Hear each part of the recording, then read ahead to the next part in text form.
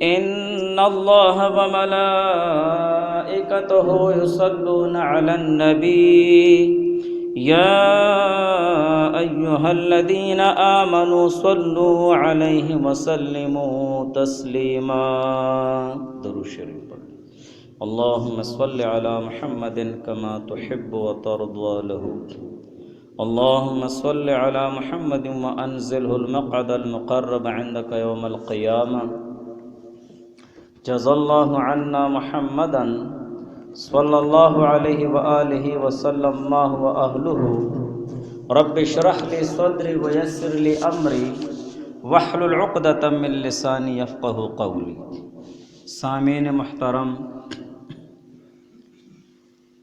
حضرت ابو ہریرہ رضی اللہ تعالیٰ عنہ کی روایت آ رہی ہے، قال قال رسول اللہ صلی اللہ علیہ وآلہ وسلم کہ حضور پاک صلی اللہ علیہ وآلہ وسلم نے فرمایا، امرنی ربی بتسع، کہ میرے رب نے مجھے 9 کام خصوصیت کے ساتھ کرنے کا حکم فرمایا ہے، اور ان 9 کاموں میں سے جو چھٹا حکم ہے اور چھٹا کام ہے تو وہ یہ ہے وَأَن يَكُونَ صَمْتِي فِكْرًا، کہ میری خاموشی میں ایک فکر ہو، ایک سوچ ہو، اور غور اور تدبر ہونا چاہیے.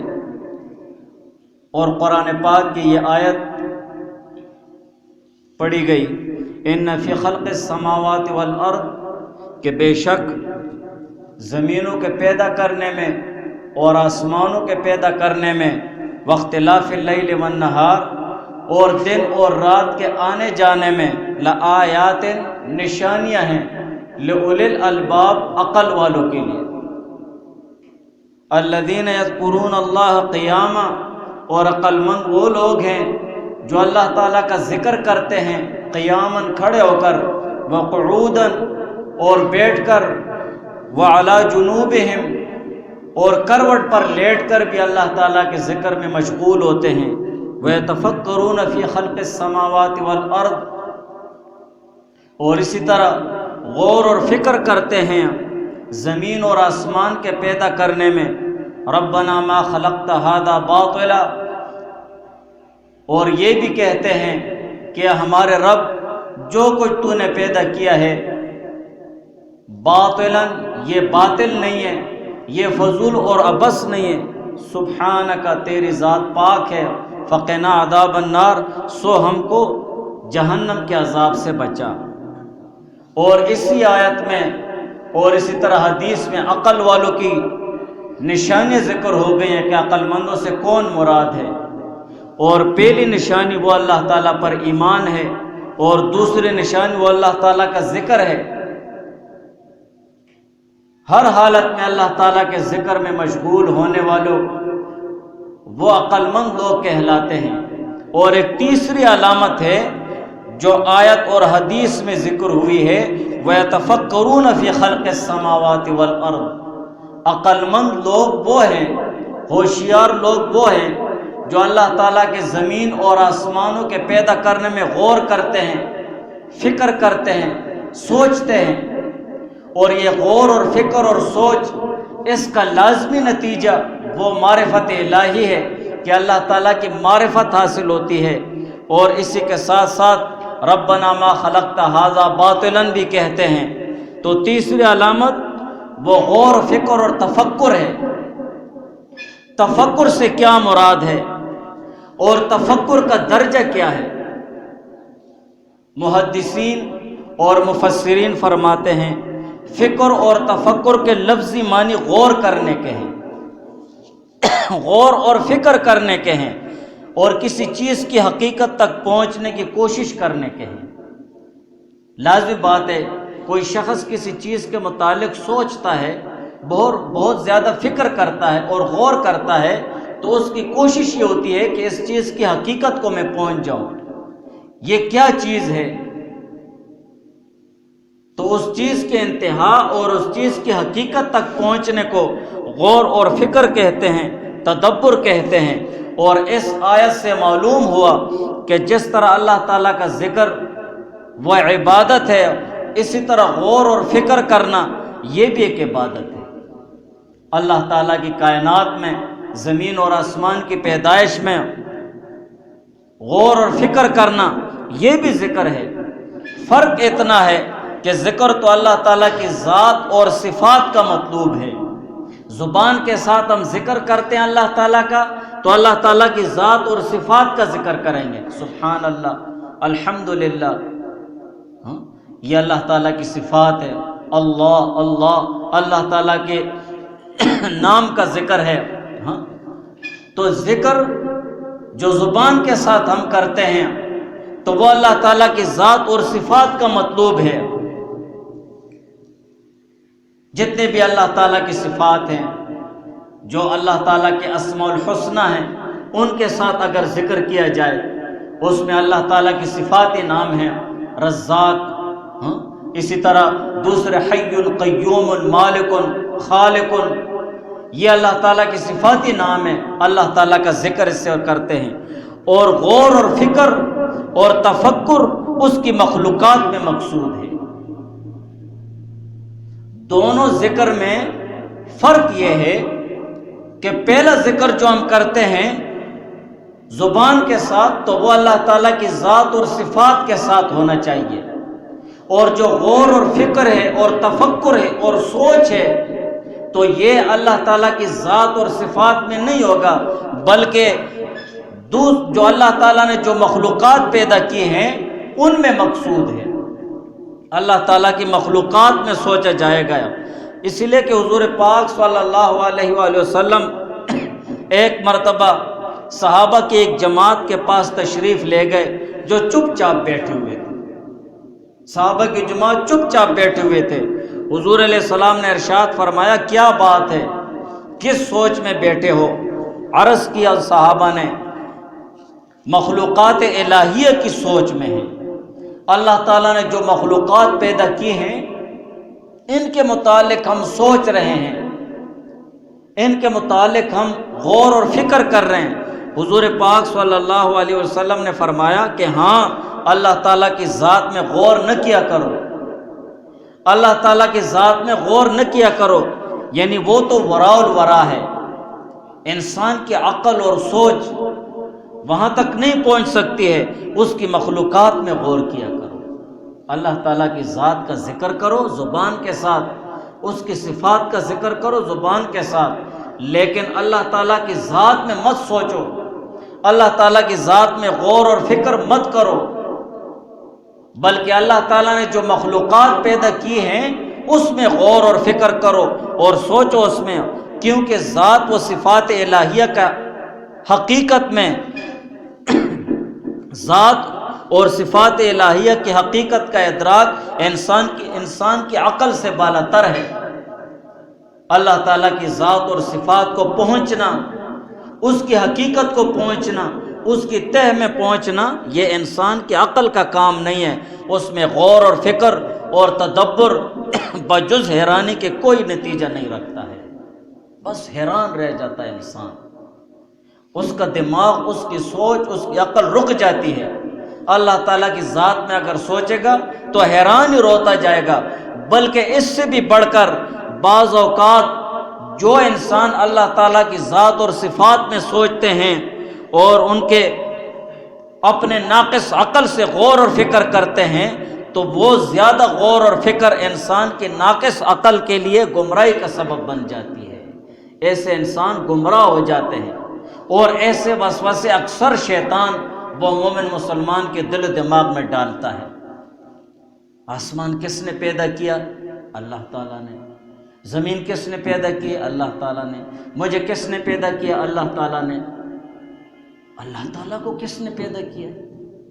یہ شیطان کا وہ وسوسہ ہے جو مومن مسلمان کے دل و دماغ میں ڈالتا ہے، تاکہ مومن مسلمان اپنے ناقص عقل، کمزور عقل اور کمزور دماغ کو اللہ تعالیٰ کی ذات میں دوڑانے میں لگ جائے۔ تو جب اللہ تعالیٰ کی ذات اور صفات میں اپنا کمزور عقل دوڑائے گا، اپنی کمزور سوچ کو دوڑائے گا، تو لازمی نتیجہ اس کا کیا نکلے گا؟ گمراہ ہو جائے گا۔ اس کا لازمی نتیجہ وہ گمراہی نکلتی ہے، اسی وجہ سے اللہ تعالیٰ کی ذات اور صفات میں نہیں سوچنا چاہیے، اس میں غور اور فکر نہیں کرنا چاہیے، بلکہ مخلوقات الہیہ جو مخلوقات اللہ تعالیٰ نے پیدا کی ہے ان میں غور اور فکر کرنی چاہیے، ان میں یہ غور اور فکر ذکر ہے، ان میں یہ غور اور فکر وہ اللہ تعالیٰ کی معرفت کا سبب اور نتیجہ بنتا ہے۔ اور جب اس طرح غور اور فکر مومن مسلمان کے دل و دماغ میں ایسا وسوسہ آ جائے جو اللہ تعالیٰ کی ذات اور صفات کے متعلق ہے تو جلدی اللہ تعالیٰ کے ہاں پناہ مانگے، اعوذ باللہ پڑھو، لا الہ الا اللہ محمد رسول اللہ پڑھو، جلدی اللہ تعالیٰ سے پناہ مانگنا چاہیے۔ وہ تو وراء الورا ہے، انسان کی عقل سے بالاتر ہے، اس کی طرف اللہ تعالیٰ کی ذات اور صفات کی طرف اپنا دماغ اور عقل نہیں دوڑانا چاہیے۔ اسی وجہ سے اکابر اہل معرفت جو نیک اور صالح فقہا بزرگان دین، ان کی وصیت یہ ہے تفکروا فی آیات اللہ، اللہ تعالیٰ کی نشانیوں میں، اللہ تعالیٰ کی مخلوقات میں غور اور فکر کرو، ولا تتفکروا فی اللہ، اللہ تعالیٰ کی ذات میں غور اور فکر مت کرو، اللہ تعالیٰ کی ذات اور صفات میں غور اور فکر مت کرو۔ تو لہٰذا غور اور فکر اور عقل کی دوڑ دھوپ کا جو مرکز ہے تو مخلوقات الہیہ ہے۔ غور اور فکر اور عقل کو دوڑانے کی جو چیز ہے تو وہ مخلوقات الہیہ ہے کہ ہم اللہ تعالیٰ کی مخلوقات میں غور اور فکر کریں، اور اللہ تعالیٰ کی مخلوقات میں غور اور فکر کرنے کا لازمی اور صحیح نتیجہ یہ نکلتا ہے کہ ان چیزوں کے خالق اور مالک کی معرفت حاصل ہوتی ہے۔ آسمان میں اگر آپ سوچیں گے کیسے آسمان اللہ تعالیٰ نے پیدا کیا ہے، قرآن میں کیسے ذکر کیا آسمان کا، بغیر عمد ترونہا، بغیر ستونوں کے تم لوگ آسمان دیکھتے ہو، کس نے پیدا کیا؟ اللہ نے پیدا کیا۔ دیکھو یا اللہ، اللہ تعالیٰ کی عظمت دل میں بیٹھتی ہے۔ اللہ تعالیٰ نے آسمان میں ستارے پیدا کیے ہیں، دیکھو کیسے آسمان میں ستارے ہیں، آسمان خوبصورت نظر آتا ہے، نہ یہ گرتے ہیں نہ وہ ماند پڑتے ہیں۔ سورج اللہ تعالیٰ نے پیدا کیا ہے، کتنا بہت بڑا سورج ہے، اور قدرت کا نظام ہے کہ ابھی تک سائنسدان وہاں تک نہیں پہنچ سکے، پہنچ ہی نہیں سکتے، پگھل جاتے ہیں سب کچھ۔ قدرت کا نظام ہے، اللہ تعالیٰ نے چاند کو پیدا کیا ہے، دن کی سورج کی روشنی پھل کو پکاتی ہے، رات کی چاندنی پھل کو مٹھاس دیتی ہے۔ یہ اللہ تعالیٰ کی نشانیاں، وہ مخلوقات الہیہ، اللہ تعالیٰ کی جو مخلوق ہے، اللہ تعالیٰ نے جو چیزیں پیدا کی ہیں اس میں غور اور فکر کرنا ہے۔ اور اسی طرح زمین کو دیکھو کہ ایک ہی زمین ہے اللہ تعالیٰ نے پیدا کی ہے، کہیں پر سخت ہے، کہیں نرم ہے، کہیں ریت ہے، کہیں پر دلدل ہے، کہیں پر زمین کے اوپر پہاڑ ہے، ایک ہی زمین ہے، کئی طرح چیزیں اللہ تعالیٰ اس سے اگاتا ہے۔ اللہ تعالیٰ کی عظمت دل میں آتی ہے، مومن مسلمان شکر کرنے پر مجبور ہو جاتا ہے۔ اللہ اکبر، کتنی بہت بڑی بات ہے۔ یہاں پر مرچ کا پودا لگاؤ اور وہاں پر آپ سیب کا لگاؤ، وہاں سے سیب ہوتا ہے، میٹھا ہوتا ہے، یہاں مرچ ہوتی ہے، کڑوی ہوتی ہے۔ قدرت کا ایک نظام ہے۔ وَيَتَفَكَّرُونَ فِي خَلْقِ السَّمَاوَاتِ وَالْأَرْضِ، بس اللہ تعالیٰ کی پیدا کردہ زمین اور آسمانوں میں اور اللہ تعالیٰ کی مخلوقات میں جو زمین ہے، درخت ہیں، ان میں غور اور فکر کرتے ہیں تو یہ بھی غور اور فکر ایک ذکر ہے، اور اس غور اور فکر کا لازمی نتیجہ وہ اللہ تعالیٰ کی معرفت ہے کہ اللہ تعالیٰ کی عظمت دل میں بیٹھتی ہے۔ درختوں کو دیکھو، ایک ہی زمین میں کتنے قسم درخت اللہ تعالیٰ سے اگاتا ہے۔ دوسرے جانوروں کو دیکھو، کتنے جانور ہیں، خونخوار جانور ہیں، دودھ دینے والے جانور ہیں، تمہیں فائدہ دینے والے جانور ہیں، ساری چیزیں اللہ تعالیٰ نے پیدا کی ہیں، غور اور سوچنے کی چیزیں ہیں۔ جب ان چیزوں میں سوچو گے، غور اور فکر کرو گے اور تدبر کرو گے تو یہ ساری چیزیں ایک ایسی ہستی کا پتہ دیتے ہیں جو علم و حکمت اور قوت و قدرت سے بالاتر ہے۔ یہ ایک ایسی ذات کی خبر دیتی ہیں اور ایک ایسی قدرت والی ذات اور علم اور حکمت والی ذات کی خبر دیتی ہے جو بہت بالا تر ہے، اور اسی کا نام معرفت ہے۔ جب یہ چیز دل میں بیٹھ جاتی ہے تو اللہ تعالیٰ کا معرفت اور اللہ تعالیٰ کی عظمت وہ دل میں آتی رہتی ہے، اور یہ غور اور فکر معرفت الہیہ کا سبب ہونے کی وجہ سے بہت بڑی عبادت ہے، بہت بڑی عبادت ہے کہ ہم اللہ تعالیٰ کی مخلوقات میں غور اور فکر کریں، تو اس کا سبب وہ اللہ تعالیٰ کی معرفت ہوتی ہے۔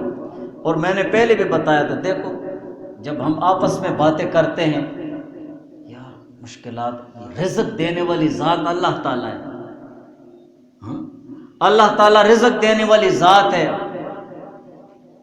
یہ سارے مخلوقات کو دیکھو، ان کو کون رزق دے رہا ہے؟ چرند پرند جانور یہ مزدوری کرتے ہیں، محنت کرتے ہیں، لیکن اللہ تعالیٰ ان کو رزق دے رہا ہے۔ ہمیں بھی اللہ تعالیٰ رزق دے گا، ہاں یہ ساری چیزوں کو اللہ تعالیٰ رزق دے رہا ہے۔ جب ایسے ہم سوچتے ہیں، بات کرتے ہیں، تو اللہ تعالیٰ کی عظمت دل میں بیٹھ جاتی ہے۔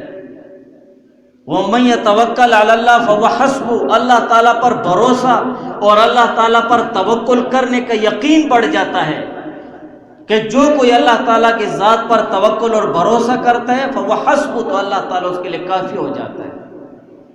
یہ کس وجہ سے؟ کہ اللہ تعالیٰ کی مخلوقات کو دیکھتے ہم کہ دیکھو اللہ تعالیٰ ان کو رزق دے رہا ہے، تو ہمیں بھی اللہ تعالیٰ رزق دے گا۔ لیکن یہ ہے کہ جس چیز کے لیے اللہ تعالیٰ نے ہمیں پیدا کیا وہ تو کرنا ہے نا۔ وَمَا خَلَقْتُ الْجِنَّ وَالْإِنسَ إِلَّا لِيَعْبُدُونَ، کہ میں نے جنات اور انسان اپنی عبادت کے لیے پیدا کیے ہیں، باقی ساری چیزیں اس کی خدمت میں لگا دی ہیں۔ تو کہنے کا مقصد یہ ہے کہ اللہ تعالیٰ کی ذات اور صفات میں غور اور فکر نہیں کرنا چاہیے، بلکہ مخلوقات الہیہ میں غور اور فکر کرنا چاہیے، اور اس فکر اور غور کا نتیجہ یہ نکلتا ہے کہ اللہ تعالیٰ کی معرفت اور عظمت دل میں بیٹھتی ہے۔ امام غزالی رحمہ اللہ تعالیٰ فرماتے ہیں کہ غور اور فکر افضل عبادات میں سے ہے، اور وجہ اس کی یہ ہے کہ اس میں ایک معنی تو ذکر کا ہے ہی ہے کہ یہ بھی ایک اللہ تعالیٰ کا ذکر ہے اور افضل ذکر ہے، لیکن ذکر کے ساتھ ساتھ دو چیزیں اور بھی اضافی ہیں، اور ایک چیز اس میں یہ ہے کہ اللہ تعالیٰ کی معرفت اس میں حاصل ہوتی ہے۔ غور اور فکر کرنے کی وجہ سے اللہ تعالیٰ کی معرفت حاصل ہوتی ہے، یعنی یہ غور اور فکر اللہ تعالیٰ کی معرفت کی کنجی ہے۔ جب اللہ تعالیٰ کی مخلوقات میں غور اور فکر میں لگ جاؤ گے تو اللہ تعالیٰ کی معرفت کے لیے یہ کنجی ہے، وہ معرفت کا تالا کھل جائے گا تیرے لیے۔ اللہ تعالیٰ تیرے اوپر اپنے قرب اور اپنے خصوصی رحمت کے دروازے کھول دیں گے کہ یہ بندہ اب میرے قریب ہو رہا ہے۔ جو اللہ والے ہوتے ہیں اور وہ جنگلوں میں نکل جاتے ہیں تو وہ اگر لیٹتے ہیں تب بھی اللہ تعالیٰ کے ذکر اور عبادت میں مشغول ہوتے ہیں، اللہ تعالیٰ کی مخلوقات میں غور اور فکر کرتے ہیں۔ اور دوسری چیز یہ ہے کہ اللہ کی محبت فکر پر مرتب ہوتی ہے۔ جو آپ فکر کرتے رہیں گے، غور کرتے رہیں گے، تو اللہ تعالیٰ کی محبت اسی پر مرتب ہے، اللہ تعالیٰ کی محبت اور عظمت دل میں بیٹھتی جائے گی۔ تو اللہ تعالیٰ وہ عقل مند لوگ اور سمجھدار لوگ وہ ہیں قرآن اور حدیث کے حوالے سے، وَيَتَفَكَّرُونَ فِي خَلْقِ السَّمَاوَاتِ وَالْأَرْضِ، کہ اللہ تعالیٰ کے زمین اور آسمان کے پیدا کرنے میں، مخلوقات الہی میں غور اور فکر کرتے ہیں، سوچتے رہتے ہیں۔ اور ابو ہریرہ رضی اللہ تعالیٰ عنہ حضور پاک صلی اللہ علیہ وسلم سے نقل فرماتے ہیں کہ ایک آدمی چھت پر لیٹا ہوا آسمان اور ستاروں کو دیکھ رہا تھا، پھر کہنے لگا خدا کی قسم مجھے یقین ہے اس بات کا کہ تمہارا پیدا کرنے والا بھی کوئی موجود ہے، کوئی ضرور ہے تمہارا پیدا کرنے والا۔ اور پھر اس نے یہ کہا کہ اے اللہ تو میری مغفرت فرما دے، نظر رحمت اس کی طرف متوجہ ہوئی اور اس کی مغفرت ہوئی۔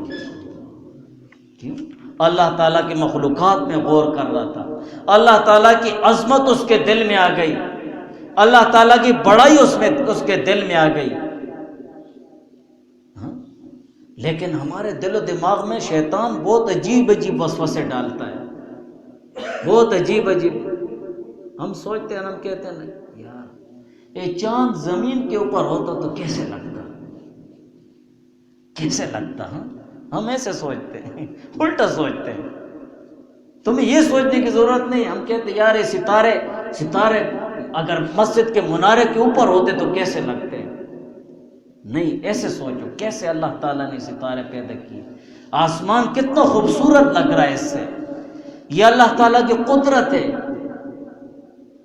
یہ ہمیں اللہ تعالیٰ کی عظمت اور بڑائی کی خبر دے رہے ہیں کہ ہم اس ذات کی عبادت کریں۔ بغیر ستونوں کے کیسے آسمان اللہ تعالیٰ نے پیدا کیا ہے، ایسے سوچنا چاہیے۔ ہم کہتے ہیں یار یہ زمین تھوڑی اوپر ہوتی تو کیسے ہوتا ہے، یہ نہیں ہے اس طرح سوچنا ہے۔ سوچنے کا ایک طریقہ ہونا چاہیے۔ شیطان نے ہماری سوچ سب کچھ الٹا کر دیا ہے۔ بہرحال حضرت انس رضی اللہ تعالیٰ عنہ سے بھی یہ نقل کیا گیا ہے کہ ایک ساتھ کی غور اور فکر کرنا ان چیزوں میں اللہ تعالیٰ کی مخلوقات میں 80 سال کی عبادت سے افضل ہے۔ کتنی بہت بڑی بات ہے۔ مومن مسلمان تھوڑا تنہائی میں بیٹھ جائے، دن کے اجالے میں اگر بیٹھ جائے، سورج کو دیکھے، اللہ تعالیٰ کی مخلوقات کو دیکھے اور غور اور فکر کرے تو 80 سال کی عبادت سے افضل ہے اس کے لیے۔ اللہ تعالیٰ اتنا اجر ثواب عطا فرماتے ہیں۔ حضرت عمر بن عبدالعزیز اور حضرت عبداللہ بن عمر رضی اللہ تعالیٰ عنہ اپنے دل کی اصلاح و نگرانی کے لیے شہر سے باہر کسی ویرانے کی طرف چلے جاتے تھے اور وہاں پہنچ کر کہتے این اہلک، کہاں ہے تیرے بسنے والے؟ ویرانے میں چلے جاتے، کھنڈروں میں چلے جاتے اور پھر خود فرماتے این اہلک، کہاں ہیں تمہارے بسنے والے؟ پھر خود ہی جواب دیتے کل شیء ہالک الا وجہہ، ہر ایک چیز ختم ہو جائے گی، ہر ایک چیز فنا ہو جائے گی مگر ما سوائے اللہ تعالیٰ کی ذات۔ اللہ تعالیٰ کی ذات باقی ہے، وہی باقی رہے گی۔ اسی طریقے کے ساتھ اسی طرح غور اور فکر تفکر کے ذریعے آخرت کی یاد اپنے دل میں مستحضر کرتے تھے۔ آخرت کی یاد اور آخرت کی سوچ اپنے دل میں حاضر کر لیتے کہ دیکھو قیامت کا یہ عالم اور قیامت کا وہ وقت اور قیامت کی وہ گھڑی آنکھوں کے سامنے ہے، سب کچھ مٹا ہوا ہے۔ کل شیء ہالک الا وجہہ، سب کچھ ختم ہو جائے گا اس طرح، صرف اللہ تعالیٰ کی ذات ہوگی۔ لمن الملک اليوم للہ الواحد القہار، قیامت کے دن کس کا اختیار ہوگا؟ اس قہار اور جبار ذات کا اختیار ہوگا۔ آج ہم دنیا میں اتنے وہ کر رہے ہیں، جب تنہائی میں آدمی بیٹھتا ہے اور اللہ تعالیٰ کی عظمت اپنے دل میں لاتا ہے تو پھر اس طرح خیالات آنا شروع ہو جاتے ہیں، دیکھو اللہ تعالیٰ نے پیدا کیا ہے، مجھے رزق بھی دے رہا ہے، میرا بدن دیکھو، یہ اللہ تعالیٰ کی نعمت ہے، کیسے ہاتھ اللہ تعالیٰ نے مجھے دیے، میں کتنے کام اس سے کرتا ہوں، دن رات لگا رہتا ہوں، وہ قدرت کا ایک نظام ہے، آرام کرتا ہوں تو سکون مل جاتا ہے، پھر اگلے دن میں چارج ہو جاتا ہوں۔ یہ اللہ تعالیٰ نے کیسے بدن پیدا کیا ہے میرا، میری آنکھیں میں کتنی چیزیں اس سے دیکھ رہا ہوں۔ اللہ تعالیٰ کی عظمت دل میں آتی، یار میں کیوں اس کی نافرمانی کروں ان ہاتھوں سے، کیوں اس کا گناہ کروں؟ اس اللہ تعالیٰ نے مجھے اتنی بڑی نعمت دی ہے، وہ اتنی بڑی ذات ہے، یہ ہاتھ مجھ سے لے بھی سکتی ہے، پھر میں کیا کروں گا؟ کیسے اللہ تعالیٰ کی عبادت کروں گا؟ کیسے غریب لوگوں کے کام آئیں گے میرے یہ ہاتھ؟ کیوں میں ان گناہوں میں اپنے ہاتھ کو لت پت کروں؟ اپنی آنکھوں کے متعلق، اپنے کانوں کے متعلق اللہ تعالیٰ نے مجھے کان دیا، اللہ تعالیٰ نے، میں ان سے سنتا ہوں، کتنی بہت بڑی ذات ہے اللہ تعالیٰ، کیوں میں اپنے کان کو گندا کروں، گندی چیز سن کر کیوں اس کی نافرمانی کروں؟ تو اسی طریقے کے ساتھ عبداللہ ابن عمر رضی اللہ تعالیٰ عنہ اپنے دل میں آخرت کے وہ حالات اور قیامت کا دن اور قیامت کا منظر اپنے دل میں حاضر کرتے، این اہلک، ویرانے کو کہتے تمہارے بسنے والے کہاں گئے، سارے گھر اجڑے ہوئے ہیں، این اہلک، اور پھر خود ہی جواب دیتے کل شیء ہالک الا وجہہ، کہ ہر ایک چیز ختم ہو جائے گی مگر اللہ تعالیٰ کی ذات باقی ہوگی۔ حضرت عمر بن عبدالعزیز رحمہ اللہ تعالیٰ اس غور اور فکر اور تدبر کو افضل عبادت فرماتے، افضل عبادت فرماتے تو عقل مندوں کی علامت یہ ہے۔ اور حضرت بشر حافی رحمہ اللہ تعالیٰ نے فرمایا ہے کہ اگر لوگ اللہ تعالیٰ کی عظمت میں تفکر کرے تو اس کی معصیت و نافرمانی نہ کر سکے۔ کیسے ایک مومن مسلمان اللہ تعالیٰ کی ذات اپنے دل میں حاضر کرے گا، پھر وہ کیسے گناہ کرے گا؟ نہیں کر سکتے گناہ۔ اس چیز کی خصوصیت یہ ہے، اس چیز کا خاصہ یہ ہے کہ اگر اللہ تعالیٰ کی عظمت دل میں بیٹھ جائے اور وہ اس کائنات اور مخلوقات الہیہ میں سوچتا رہے، اللہ تعالیٰ کی عظمت دل میں آتی رہے گی، بڑائی آتی رہے گی، معرفت بڑھتی رہے گی۔ اس غور اور فکر کی خصوصیت یہ ہے، اس کا نتیجہ یہی نکلے گا اور کچھ بھی نہیں نکلتا ہے۔ تو قرآن اور حدیث کے حوالے سے عقل مند کون مراد ہیں؟ جو اللہ تعالیٰ پر ایمان رکھتے ہیں اور اللہ تعالیٰ کا ذکر کرتے ہیں، اٹھتے بیٹھتے لیٹتے ہر وقت، اور اللہ تعالیٰ کی مخلوقات میں غور اور فکر کرتے ہیں۔ وَيَتَفَكَّرُونَ فِي خَلْقِ السَّمَاوَاتِ وَالْأَرْضِ، تو یہ ہے اللہ تعالیٰ کے عقل مند لوگ، یہ ہے سمجھدار لوگ، یہ بہت پائے والے لوگ ہیں، ہم ان کو عقل مند کہیں گے۔ تو کوشش کرنی چاہیے کہ ہم اللہ تعالیٰ کی ذات اور اللہ تعالیٰ کی صفات میں نہ سوچیں، اس میں غور اور فکر نہ کریں، بلکہ ہم بیٹھیں یا لیٹیں یا تنہائی میں بیٹھیں، دن کے اجالے میں یا رات کے اندھیرے میں، تو اپنے ساتھ سوچ اور فکر کریں، غور کریں کہ اللہ تعالیٰ نے یہ مخلوقات کیسے پیدا کی ہیں۔ اللہ تعالیٰ کی مخلوقات میں سوچنے کے لیے کچھ تھوڑی سی دیر نکالیں، تھوڑا سا وقت نکالیں کہ ہم اللہ تعالیٰ کی مخلوقات میں سوچیں، اور اللہ تعالیٰ کی جتنی عبادتیں وہ ہمارے لیے آسان ہوتی جائیں گی اور اللہ تعالیٰ کی عظمت دل میں بیٹھتی جائے گی۔